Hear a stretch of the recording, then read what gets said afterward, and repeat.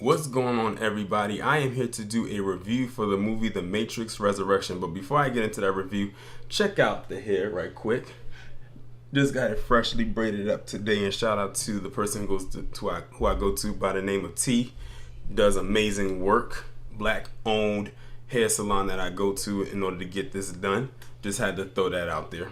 But anyway, I'm here to talk about probably one of the most underwhelming movies I have seen all year. Probably one of the biggest disappointments as well.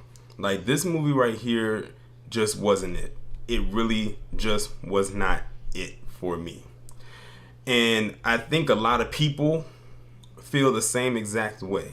Now, y'all know when I come on and do movie reviews, a lot of the times there's movies that I really enjoy and I'm pretty excited to see them and see what they can do. But this one, I can honestly say I was not excited to go and see. And if y'all saw in the caption or in the thumbnail, it says, "I'm glad I didn't pay to see this in IMAX."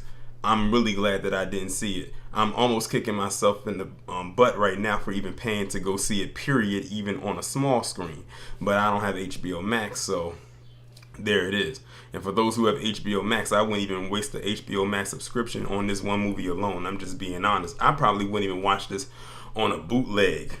So that just shows you how much I really didn't care for this movie. Now, I think what I'm going to do going forward when it comes to the movie reviews is I'm going to talk about a little bit about the movie, what it was about, and then talk about what I liked and what I disliked. And let me just tell you something. The bad heavily outweighs the good when it comes to this movie. So, The Matrix Resurrections is the fourth installment, which at this point, it should not even be thrown in with the trilogy. But it is the fourth installment of the Matrix series made by Lana Wachowski. I'm gonna leave that one alone. Formerly of the Wachowski brothers, who made the original three Matrix movies. And basically, this movie is about Neo, played by Keanu Reeves, but he goes by his real name, which is Thomas Anderson, creating this video game, and it's called The Matrix. So basically what they're trying to tell us is that everything that we saw in the original trilogy was him who created a video game, because if you remember in the first Matrix, that's basically what he was. But I don't think he really was a video game developer. I think he was a hacker. Somebody can let me know if that was the case or not, because it's been a while since I watched the first Matrix movie. It's been a while since I watched the first three. I probably should have watched the three of them just to refresh my mind going into this. But basically, he now works with this company. He has developed this video game called The Matrix, and it's basically everything that we saw in the first three, the trilogy, happened in the form of a video game. And I'm sitting here like, so are you trying to tell us that everything that we watched from 1999 to 2004, because I believe that's when the last one came out, it's crazy to believe how long ago that was nothing more than a video game? That's the storyline that we're going with here? Is that really what you're about to deliver to us? And everything that we saw was just some kind of simulation. It was not, none of this was supposed to be quote unquote real. And I'm sitting here saying to myself, okay, what else do you have for us, besides that? And everything that they have with us or for us besides that, it just keeps getting worse and worse and worse. I have very little good to say about this movie.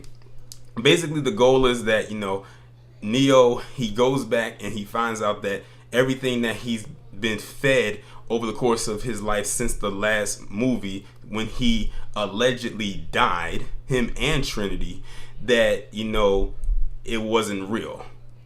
But then he finds out later on that it was real, and now he has to basically pick up where he left off, get Trinity, bring her back.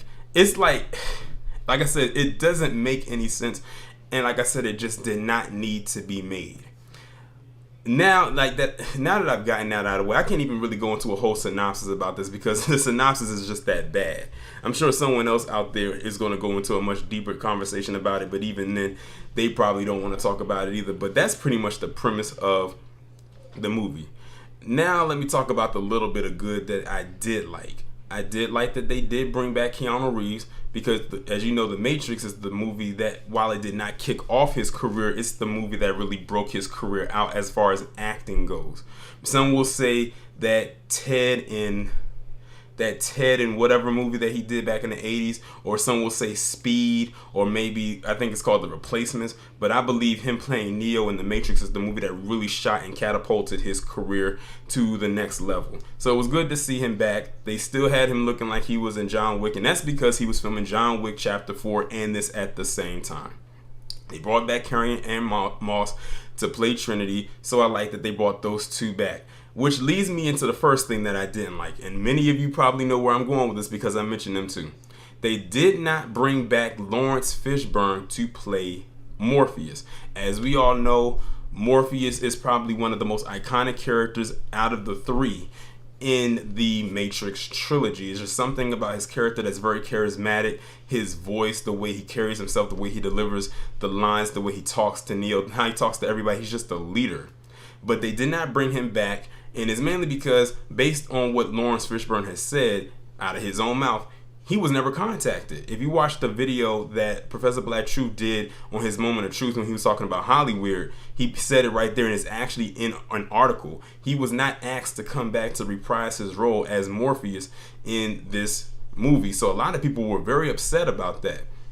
So, he said they never contacted me. It's not like they said that he reached out to them and said, I can't do it because of schedule conflicts or I just don't want to do it. He just said they never reached out to me to ask me if I want to come back and play the role of Morpheus.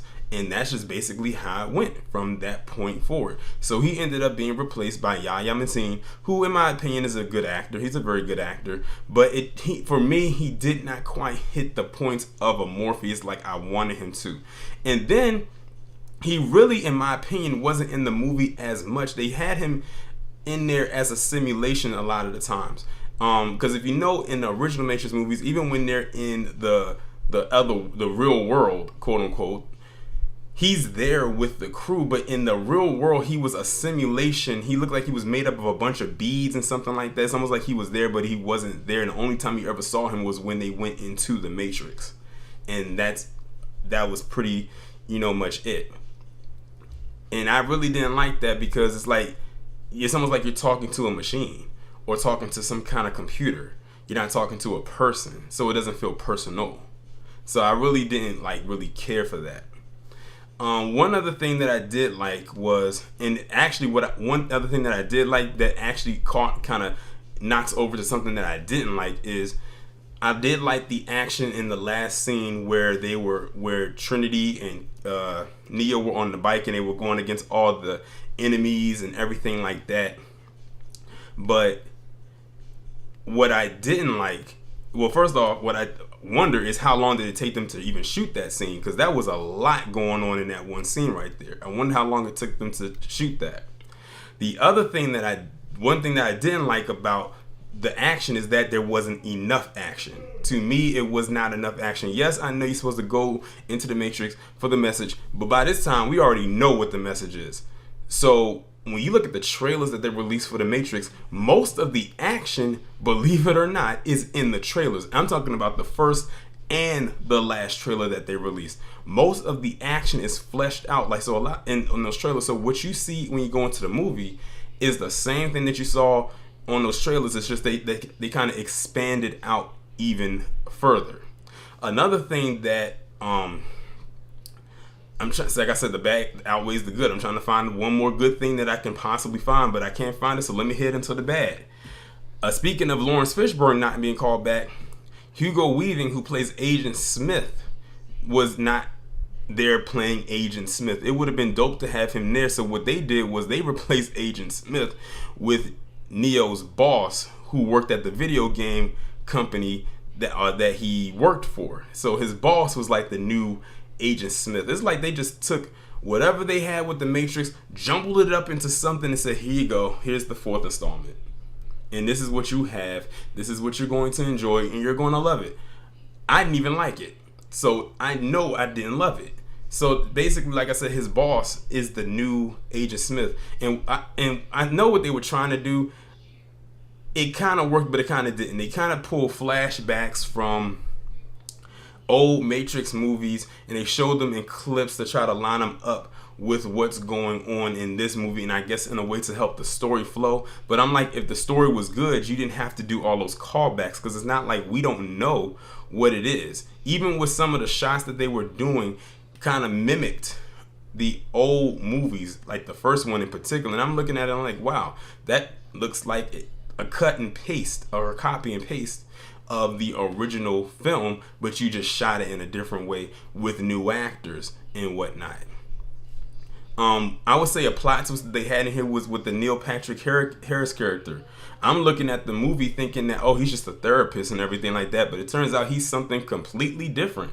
They call him the analyst, but when you really break it down, he's actually the new architect. And so he's actually a villain in the movie. He's actually worse than Smith. And I never in a million years thought I would see Neil Patrick Harris play a villain. But you know, it is what it is. Also, another thing, they had Jada Pinkett Smith in this movie reprising her role as Niobe, who got introduced in The Matrix Reloaded, and of course she came back in The Matrix Revelations.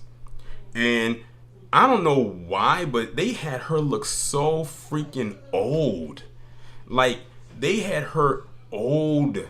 Like, I didn't even recognize that it was her. I would give props to the makeup department, but my goodness, they had her looking old. If we didn't know that it was her, then we would thought that was a whole new actress. But it wasn't until she opened her mouth to speak that people realized that it was her. So, I mean, they brought her back. She's now a general of this new world called Io. I think it's called Io, because Zion no longer exists. Because basically, this is like 60 years later. So I guess that explains why she looks old. But this is 60 years later. Zion is pretty much no longer in existence. They're in this new world where it's peaceful, called Io.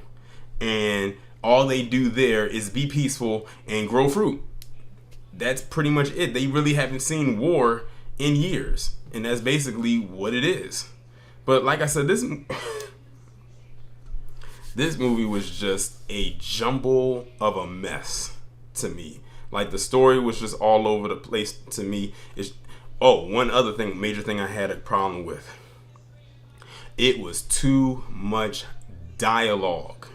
Granted, I know movies like to have dialogue and whatnot, but I felt this movie had way too much dialogue. I feel like they could have cut a couple pages of that script down. It's almost like they took the rough draft of that script and a final draft and just combined them together, and they said, here, we're going to throw all this dialogue in there. It was one scene where Neil Patrick Harris was talking about bullet time, and I felt like he was never going to stop talking. Like, he literally had a whole monologue that lasted for like 10 minutes. I'm like, my goodness. I mean, kudos to you for remembering all that dialogue, because that's a lot of text to remember. But can we speed this thing up, because we're trying to move this thing forward, and it's like it was just way too much dialogue and a lot of unnecessary dialogue at that. Like, they could have cut that down quite a bit, but they just kept going. Like the Energizer Bunny, they just kept going and going and going. And here's a gripe that I know a lot of people won't have with, and I have no problem saying or talking about this as far as a spoiler. It's somebody I know who was watching the trailers and they called it right on the money. Shout out to Tyler if he's watching this video. He probably most likely mentioned it in his review about this.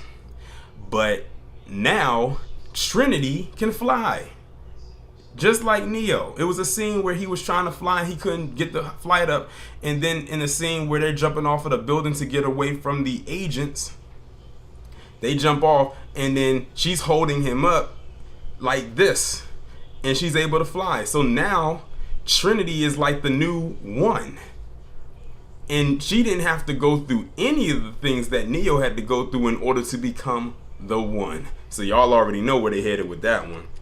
Now, I thought that he was never going to be able to fly again until the very end of the movie, where it showed both of them flying off together. But still, like, where did this come from? Like, she just ended up becoming the one, and she just powers just enhanced. And I kind of knew that's where they were headed with it, because they made her character seem so very important. Like, they just had to get Trinity. They just had to get Trinity. They had to find Trinity. They had to bring her back out from the Matrix and bring her back to where they were at, and make her realize who she really is. Like, they went all out for her character. And don't get me wrong, Trinity is a dope character, and she's proven that in the first 3 movies. But it's just the way that they went about it. It's like they never alluded that Trinity was ever going to be the one in the trilogy, but now all of a sudden, now she's able to fly. She's got those little force powers that Neo has, and now she's like the new 1 or 1.5 or 1 whatever. I'm guessing they're co-1 ownership. Like he's a 1 and she's a 1. Listen, I did not like this movie. They talked about, they barely talked about the red pill and the blue pill. But I mean, we kind of already knew about it.